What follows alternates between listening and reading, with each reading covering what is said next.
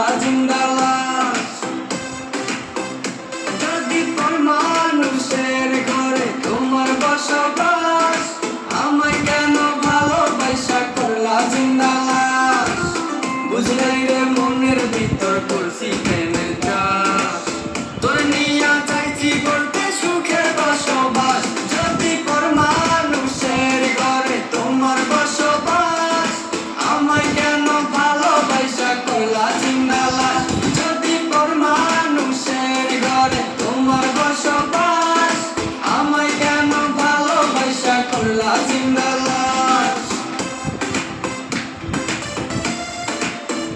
আরো করবা